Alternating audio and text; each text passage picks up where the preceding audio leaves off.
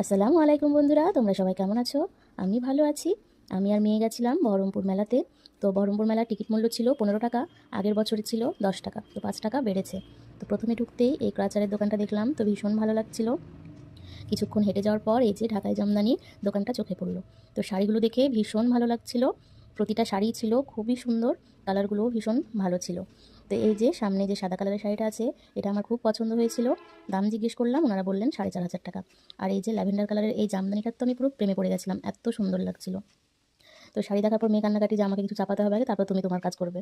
তো আগে ওকে নিয়ে গেলাম, তো ও বললো আমি এই যে প্লেনে চাপবো। তো আমি ভয় পাচ্ছিলাম, তো ভাবলাম না ঠিকই আছে, প্লেনটাই বেশ ভালো, ওপরে উঠছে আবার নামছে। আর বাচ্চাদের তো এইসবে একটু আনন্দ হয়ই। আর ও সেরকম কোথাও আশেপাশে মেলাতে যেতে পারে না, আমি যেহেতু যাই না, প্রতি বছর বহরমপুর মেলাতেই মেয়েকে নিয়ে আসি। তো ও খুব খুশি হয়েছে, ওকে চাপিয়েছি। তো ওখান থেকে নামিয়ে তো এই যে নাগরদোলায় চাপবো ভাবলাম, তো মেয়ে ভয় পাবে বলে চাপলাম না। আর এই যে এইটা দেখে আমার এত ভয় লাগছিল, বাবারে, আমি তো জীবনেও চাপবো না, এত ভয়ঙ্কর, পুরোটা ঘুরছিল আর সবাই চিৎকার করছিল। আমি কোনোদিনই এটাতে চাপবো না, দেখে কেমন করছিল, গাকাটা দিচ্ছিল। আর এই দিকটায় যে ট্রেন ছিল, আরও অনেক কিছু ছিল যেগুলো আমার ভিডিও নেওয়া হয়নি। তারপরে মেয়ের আমার একটু খিদে পেয়েছিল, মেলাতে যাবো কিছু খাবো না তা তো হয় না।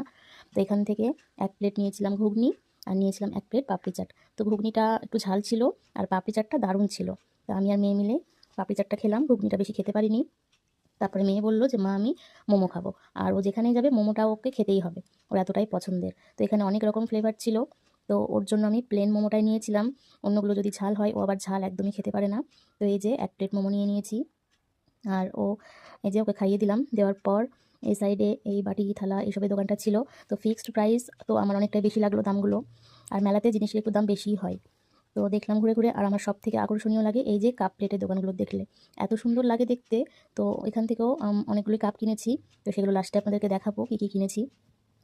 তো এই কাপের দোকানগুলো যতবার যায় ততবারই কিছু না কিছু নেওয়াই হয়। আর এই যে এখানে ছিল জুতির দোকানগুলো, তো ভীষণ ভালো লাগছিল দেখতে, ছোটো ছোটো পুচকেদের জুতোগুলো ভীষণ কিউট ছিল। আর এখানে এই যে প্রিন্টের কাপগুলো দেখতে খুব ভালো লাগছিল।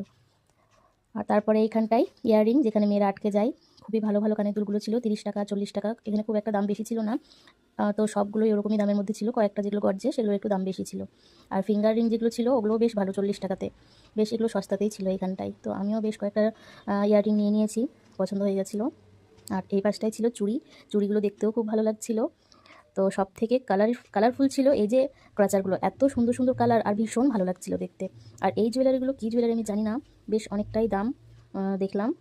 তো জুয়েলারিগুলো লাগছিল মোটামুটি, তো দামটা অনেক বেশি ছিল। তো মেলা ঘোরা হয়ে গেছে, বাইরে এসে দেখছি নাগরদোলাটা দারুণ লাগছিল। তো এই যে বাড়ি চলে এসেছি, তো আমি নিয়ে নিয়েছি এই কাঁচের কাপগুলো, আর এইগুলো নিয়েছি অর্ডিনারি সবসময় চা খাওয়ার জন্য।